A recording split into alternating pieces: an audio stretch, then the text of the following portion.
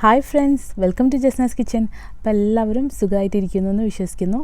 ഞാൻ ഇന്ന് ചെയ്യാൻ പോകുന്നത് നമുക്ക് വളരെ ഈസി ആയിട്ട് ചെയ്യാൻ പറ്റുന്ന ഒരു പൊട്ടറ്റോ ബജിയാണ്. അപ്പോൾ ഇത് ഞാൻ കുറച്ച് വ്യത്യസ്തമായിട്ടാണ് ചെയ്യുന്നത്. നമ്മൾ സാധാരണ ഉണ്ടാക്കുന്നതിലും കുറച്ച് വ്യത്യസ്തമാണ്. അപ്പോൾ ഇത് നല്ല ക്രീമി ആയിട്ട് ഇരിക്കുന്ന കറിയാണ്. അത് മാത്രമല്ല നമുക്ക് അപ്പത്തിൻ്റെ ചപ്പാത്തിയുടെ എന്തിൻ്റെ കൂടെ കഴിക്കാനും നല്ല ടേസ്റ്റാണ് കേട്ടോ. അപ്പോൾ നമുക്കിതിൻ്റെ റെസിപ്പി നോക്കാം. അപ്പോൾ അതിന് മുൻപായിട്ട് എൻ്റെ ചാനൽ ആദ്യമായിട്ട് കാണുന്നവരാണെങ്കിൽ താഴെ കാണുന്ന റെഡ് ബട്ടൺ ഒന്ന് ക്ലിക്ക് ചെയ്ത് സബ്സ്ക്രൈബ് ചെയ്യുക. അതിലുള്ള ബെല്ലൈക്കൺ കൂടെ പ്രസ് ചെയ്ത് അതിൽ ഓളും കൂടെ പ്രസ് ചെയ്താൽ നിങ്ങൾക്ക് ഞാനിടുന്ന വീഡിയോസിൻ്റെ എല്ലാം നോട്ടിഫിക്കേഷനും പെട്ടെന്ന് തന്നെ കിട്ടുന്നതാണ്. അപ്പോൾ നമുക്ക് നോക്കാം ഇതിനു വേണ്ടി എന്തൊക്കെയാണ് എടുത്തിട്ടുള്ളതെന്ന്. പിന്നെ ബാച്ചിലേഴ്സ് ആണെങ്കിലും നിങ്ങളും കൂടെ ഒന്ന് ട്രൈ ചെയ്ത് നോക്കാം കേട്ടോ. വളരെ ഈസി ആയിട്ട് ഉണ്ടാക്കാൻ പറ്റും.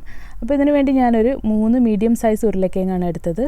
അപ്പോൾ അതൊന്ന് കട്ട് ചെയ്ത് ഞാനൊരു കുക്കറിലേക്ക് ഇട്ട് കൊടുക്കുകയാണ്.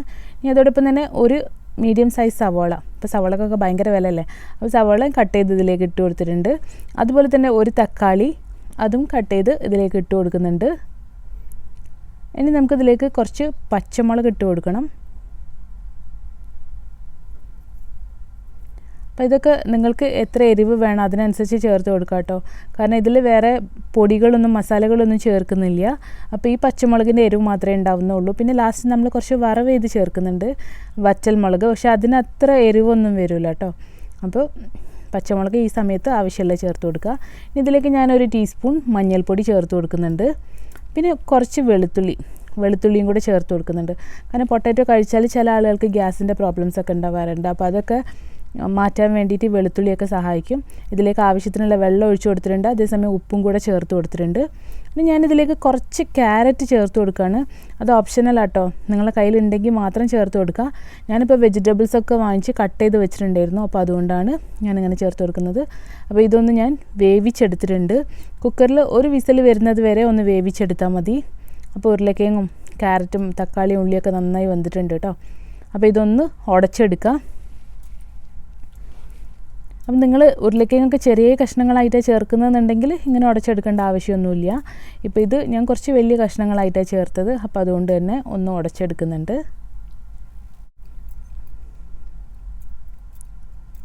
അപ്പോൾ ഈ ഉരുളക്കിഴങ്ങൊക്കെ ഒരുവിധം ഉടച്ച് മാറ്റി വെച്ചിട്ടുണ്ട് കേട്ടോ. ഇനി ഞാനൊരു പാനിലേക്ക് കുറച്ച് വെളിച്ചെണ്ണ ഒഴിച്ചു കൊടുക്കുകയാണ്. വെളിച്ചെണ്ണ ഇല്ലയെന്നുണ്ടെങ്കിൽ ഓയിൽ ചേർത്ത് കൊടുക്കാൻ കുഴപ്പമൊന്നുമില്ല. ഇനി നമുക്കിതിലേക്ക് കുറച്ച് കടുക് ചേർത്ത് കൊടുക്കാം. ഈ കടുകൊന്ന് പൊട്ടി വരുന്നുണ്ട്. ഈ സമയത്ത് നമുക്കിനി ഇതിലേക്ക് കുറച്ച് നല്ല ജീരകം ചേർത്ത് കൊടുക്കുക. ഈ നല്ല ജീരകം ചേർക്കുന്നതൊക്കെ നിങ്ങൾക്ക് ഇഷ്ടമില്ല എന്നുണ്ടെങ്കിൽ ഒഴിവാക്കാം കേട്ടോ. ഞാൻ നേരത്തെ പറഞ്ഞല്ലോ, ഈ ചിലർക്ക് ഗ്യാസിൻ്റെ ഈ പ്രോബ്ലംസൊക്കെ ഉണ്ടാവും. പൊട്ടറ്റോ ഒക്കെ കഴിച്ചാൽ നെഞ്ചരിച്ചില്ല, അങ്ങനത്തെ പ്രശ്നമുള്ളവരൊക്കെ എന്തായാലും ചേർത്ത് കൊടുക്കുക. അപ്പോൾ ഇത് കഴിച്ചാലും നിങ്ങൾക്കൊരു പ്രശ്നം ഉണ്ടാവില്ല. ഞാനിപ്പോൾ ഇതിലേക്ക് 1 ടീസ്പൂൺ നല്ല ജീരകമാണ് ചേർത്ത് കൊടുത്തത്. ഇനി 1-2 പച്ചമുളകും കുറച്ച് കറിവേപ്പിലയും കൂടെ ചേർത്ത് കൊടുക്കുന്നുണ്ട്. അതോടൊപ്പം തന്നെ 2 വറ്റൽ മുളകും കൂടെ ചേർത്ത് കൊടുത്തിട്ടുണ്ട്. അപ്പോൾ ഇത് നല്ലപോലെ ഒന്ന് വഴറ്റിയെടുക്കാം കേട്ടോ. ഒന്നെല്ലാം കളറ് മാറി അതിൻ്റെ സ്മെല്ലൊക്കെ അതിലേക്ക് പിടിച്ച് കിട്ടട്ടെ. ഇത് നമുക്കിതിലേക്ക് നേരത്തെ നമ്മൾ വേവിച്ച് വെച്ച പൊട്ടാറ്റോ ചേർത്ത് കൊടുക്കാം.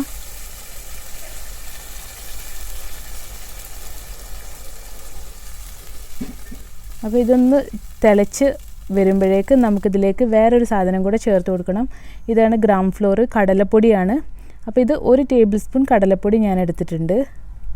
ഇനി ഇതിലേക്ക് കുറച്ച് വെള്ളം ഒഴിച്ച് ഇത് നല്ലപോലെ ഒന്ന് മിക്സ് ചെയ്തെടുക്കുക കേട്ടോ. പിന്നെ കടലപ്പൊടി കലക്കിയെടുക്കുമ്പോൾ എപ്പോഴും ശ്രദ്ധിക്കേണ്ട കാര്യം എന്താണെന്ന് വെച്ചാൽ കുറച്ച് വെള്ളം ഒഴിച്ച് മാത്രം ഇത് കലക്കിയെടുക്കുക.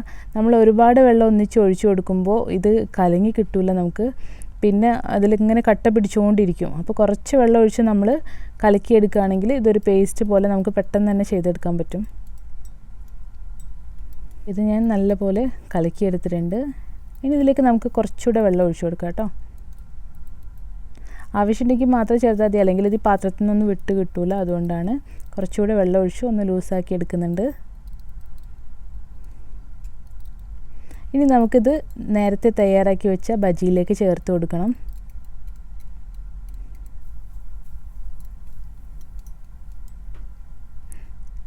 ഞാനിത് ചേർക്കുന്ന ഭാഗം എന്നോട് വിട്ടുപോയിട്ടുണ്ട്. അപ്പോൾ കണ്ടോ, ഇത് ചേർത്ത് ഒന്ന് തിളപ്പിച്ചെടുത്തതാണ്.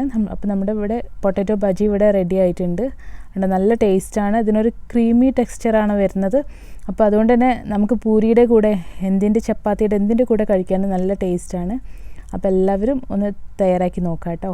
ഒരു ഡിഫറെൻറ്റ് ടേസ്റ്റ് ആയിരിക്കും സാധാരണ നമ്മൾ പൂരി മസാല ഉണ്ടാക്കുന്നതിനേക്കാളും. ഇത് ഏറ്റവും ടേസ്റ്റ് എന്ന് പറയുന്നത് പൂരിയുടെ കൂടെ കഴിക്കാനാണ്. അപ്പോൾ നിങ്ങളും ട്രൈ ചെയ്ത് നോക്കി ഫീഡ്ബാക്സോടെ എന്നെ അറിയിക്കുമെന്ന് വിചാരിക്കുന്നു. പുതിയൊരു റെസിപ്പി ആയിട്ട് ഞാൻ വീണ്ടും വരുന്നതാണ്. എപ്പോഴും പറയുന്ന പോലെ തന്നെ ഇഷ്ടമായാൽ ലൈക്ക് ചെയ്യാനും ഷെയർ ചെയ്യാനും കമൻറ്റ് ചെയ്യാനും മറക്കരുത് കേട്ടോ. അപ്പോൾ പുതിയൊരു റെസിപ്പി ആയിട്ട് വീണ്ടും കാണാം. അതുവരേക്കും bye bye. Thank you for watching Jasna's kitchen.